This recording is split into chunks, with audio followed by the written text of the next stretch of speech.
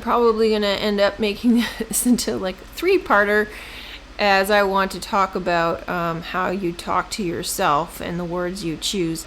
I want to continue talking about how you talk to yourself and how words restrict your experience and beliefs and limitations that you set upon yourself. And most people are lacking in self-awareness. It's very difficult to retrain your brain, but you have to do it. You have to ask yourself, how important is truth to you? How important is your awakening to you? How important is it to you to ascend? If it isn't the most important thing in your life, then just let it go. If you're not willing to do whatever it takes to ascend, then you're wasting your time. And I know that most people don't have that luxury. Most people don't have the ability to do that or the desire to do that. So I'm not putting it on you and saying that you need to. You don't need to. But depending on how important it is that you ascend, depending on how important it is that you know the truth, then you have to. It is your choice on how far you go with this. It's your choice on how dedicated you are with this. And I see that there are people who are dedicated to learning about the truth, but when it comes to doing inner work, they don't want to do it. It's scary to them. They don't know how to do it.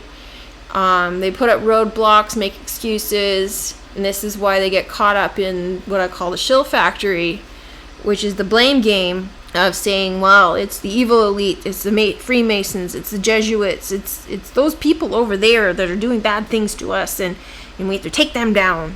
So if you're there, I'm not saying it's a bad thing, it's part of the process, but don't stay there. There is something on the other side that's much more empowering, and all of that stuff is fake. And yes, a lot of it does exist, but it doesn't mean you have to participate in it. It's there for you to choose whether you participate in it or not.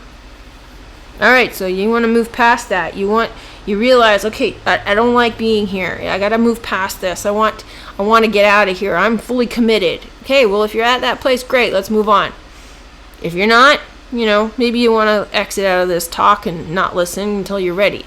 Okay, so if you're ready to move on, this is where true freedom comes. True liberation, true power, true authority, true autonomy, true gold.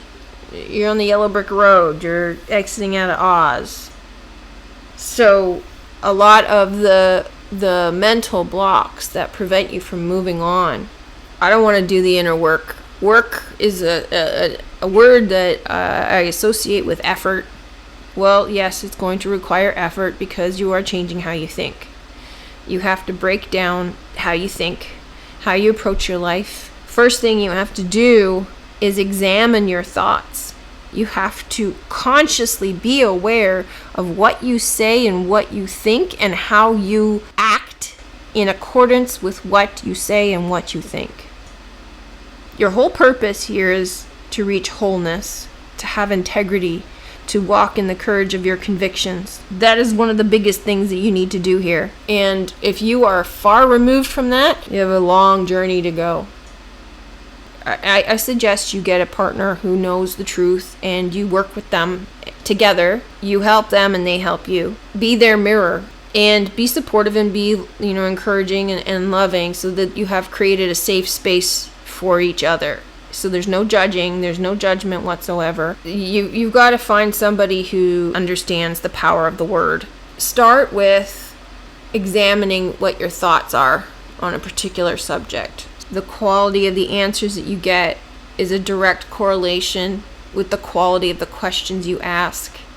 You have to ask a better quality question. Most people passively suck up all the information that is presented to them without question, even after realizing that they have to question everything. They simply do not. They just passively watch things for entertainment's sake, absorb a few facts here and there, don't really question anything, don't do any independent research, don't double check what's presented to them. They might watch about 4 different kinds of videos on the same subject and think, well, 4 different people have presented me with the same information, and they have a few things different here and there. But, if 4 different people have presented this information, then it must be valid, right? Not if all those people are shills and they're lying to you. You have to be willing to do your own research. The biggest thing that you need to do, and I'm kind of talking to like new truthers here, the biggest thing that you need to do is change your mindset, change how you approach things, change how you study, change how you learn. You got to start thinking about the information that's being presented to you. Does it make sense? Does it fit with everything else that I know? And when you start on your truth journey, you have to scrap everything you thought you knew. Start from zero. And the biggest mistake a lot of truth seekers or truth finders make is in not scrapping everything they thought they knew. They don't start from zero. They still have beliefs that they hold on to. They still have pre-existing mindset that they hold on to. Scrap it. Everything. Start over. What's the one thing that I can create a foundation on that I know for certain? If something came along to shatter what I thought I knew, I was willing to let it go. And a lot of people cling to religion. And I use Christianity as an example because it's the biggest religion in the world. If you're clinging to that as something you know for certain, you got to be willing to let that go. You have to actually take what is given to you and say, does this make sense? Does this apply to real life? If you cannot take a piece of information and actually break it down, recreate it, and duplicate it on a scientific basis, and it still holds true, then it's not true. A lot of science is bullshit. A lot of things that they claim as science is bullshit. That doesn't mean the scientific method is bullshit. Just wanting the truth is not enough. You can't just say, I just want the truth. You gotta have a purpose. Like, what are you trying to find out? What answers are you seeking? What direction are you going in? What is it you're after? How are you gonna know that what you've come across is true? My one driving question was, I wanted to know who was behind the lie, and I didn't stop until I found out. Along the way, there's side questions. Who created the Bible and why? Is the Bible real? When was it written? Who wrote it? Where was it found? Those sorts of questions. I studied all the history of the origins of the Bible and all of that to find out about its legitimacy. The truth is like lying between the lines. That's another skill you need to develop. You have to read between the lines. They will present you with the truth, but you have to find it. It is right in front of your face, but you have to find it hidden between the lines. It's obscured. Say, for example, you want to know the truth about the nature of this place. You've been taught that anything that has to do with astrology is satanic and evil. Your fear of what is satanic is blocking you. You've also created a conflict for yourself because on one hand you want the truth, but on the other hand you've blocked yourself with this belief that anything that lies in this territory is satanic. Therefore, I won't look at it because, it's scary. But because you have the greater question that you have asked, I want the truth, then you're going to be presented with things that are going to challenge that fear. Either you're going to come across opportunities that are going to push you in that direction, you're going to be triggered by it, and you're going to have to resolve those triggers. Because your bigger question, your bigger need, and your bigger drive is, I want the truth. Unless you're willing to remove the conditions, you will not find the truth. And if you're clinging to beliefs, you have limited yourself. You have put up barriers and blocks. Shill Factory is good at putting up barriers and blocks. If everything is here for the purpose of our awakening and the elites are trying to help us, then why do we need to worry about Shill Factory? Well, the Shill Factory is there for the people who are not ready. They're there to catch you in their net if you are not ready. And that's okay. If you're not ready, it's okay. Not everybody is supposed to move on. You just come back, you'll just recycle. Don't worry about it. If it doesn't bother you that I tell you that you're not ready and you're like, oh, great, okay, cool, I'm off the hook, you're genuinely not ready. But if it bothers you, then you are ready, but you're frustrated with yourself because you're holding yourself back. So now you've recognized, I am ready, I want it. All right, this is good. Now you know what you want. Well, I guess I'm caught up in the shill factory. What am I missing? Start asking a better question. Why am I caught up in the shill factory? Why am I still watching these shill channels that I know to be shill channels? What is it giving me? What reward do I get? A lot of times people don't even know what question they're asking. Pay close attention to what you are saying. Every single word matters. And this is part of the process. You have to be paying attention to this stuff. It's important. Am I stuck in the shill trap? Why am I stuck in the shill trap? It's a difference of a couple of words, but they're two totally different questions that will get you totally different answers. Why am I stuck in the shill trap? I'm scared to move forward. I feel comfortable here. I don't want to look under the rock. I don't want to see what's on the other side. I'm not ready yet. Well, you just determined that you are ready, that you want this. So now you got to take the next step. You got to move past this point. Okay, so what question do you ask now? How do I move past this point? What do I need to do to break free of the shill trap? When you ask the question, stop asking.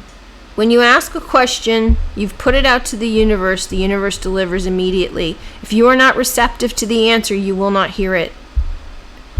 A lot of times I hear people asking a question they don't want the answer to. And it's like, okay, well, I can give you an answer, but they won't hear it. And they won't hear it because they don't want the answer. And they want to put the block up by asking the question. Their ego is blocking them from getting the truth.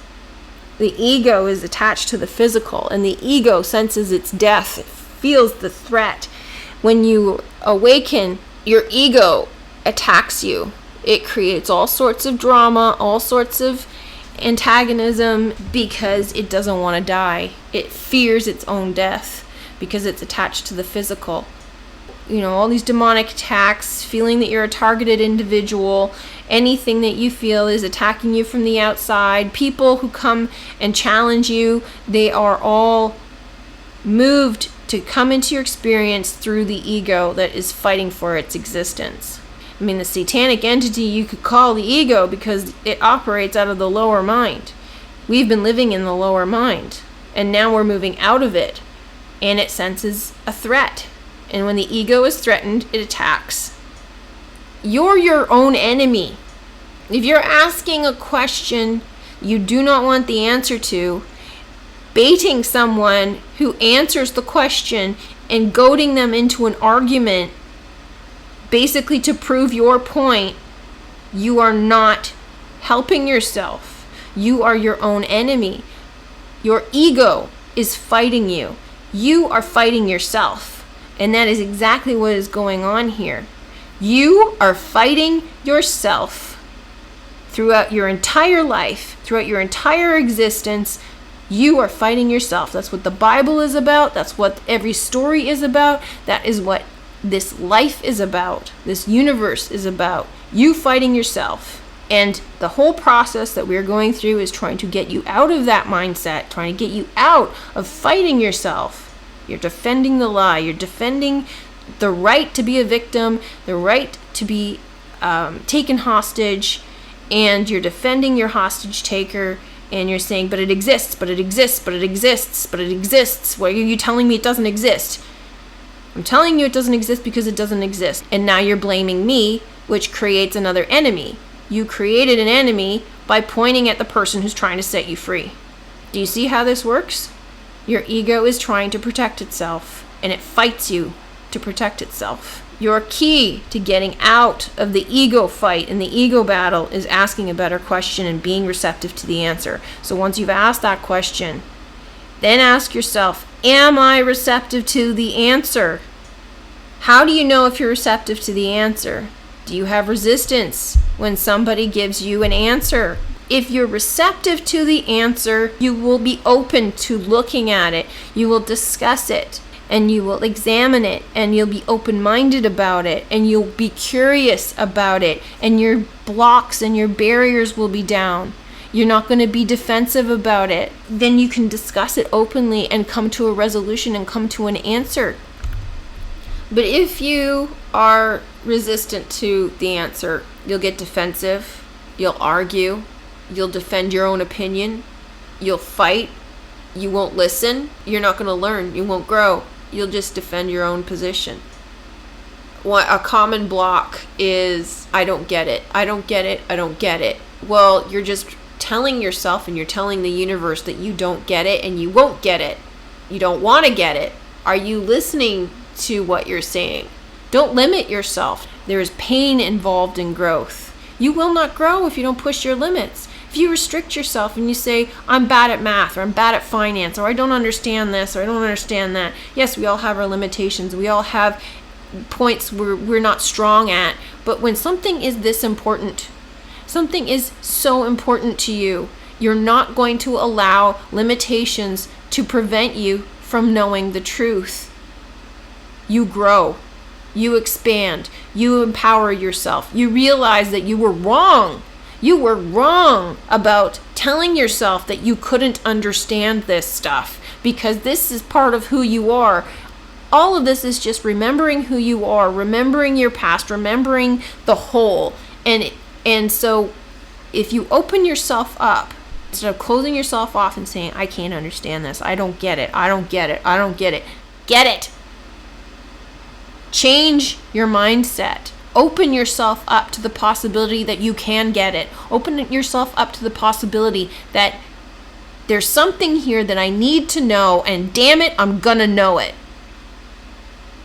I don't care how long it takes. I don't care how many videos I need to watch. I don't care how many notes I need to take, how many books I need to read. I'm going to understand this because I know it's important. It isn't enough to know it on a superficial level. You need to know it. It needs to be part of you. It needs to be in your DNA. It needs to be in your body. You need to live it, breathe it, be it. If you're not living the truth, you don't know the truth. If it's not part of you, if it's not everything that you are, and it doesn't ooze out of you, out of your every cell and pore, you don't have the truth. That's what they mean by understanding, understanding, and overstanding. Understanding is intellectualizing. Understanding is living it.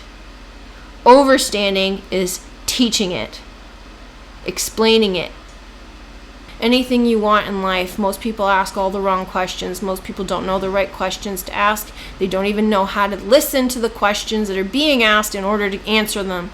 If you're not getting the answers that you want, you need to ask a question that is designed to get the answer that you want. And then you have to be receptive to the answer. What kind of job do you want? Well, I don't want a job that's 9 to 5. Okay, I didn't ask you that. So they didn't even hear the question that was being asked. I don't want. Well, I didn't say what don't you want. I said, what do you want? You're not listening to the question you're asking.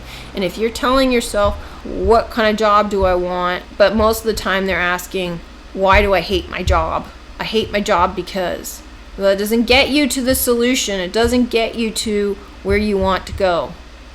You're focusing on the problem, not the solution. You want to focus on the solution. So say, for example, you've put your keys somewhere and you can't find them. And you keep saying, where are my keys? Where are my keys? Where are my keys? I can't find my keys. Okay, so I can't find my keys and where are my keys are not the same question. I can't find my keys is a statement that you are making to yourself that prevents you from seeing your keys. Where are my keys is a little bit better, but it still prevents you from finding your keys because you're still saying to the universe, I don't know where my keys are. An even better quality question would be, I know where my keys are. They will present themselves to me. I'm not concerned. You will likely find your keys faster, but you haven't prevented yourself from finding your keys by setting up blocks and saying, I don't know where they are.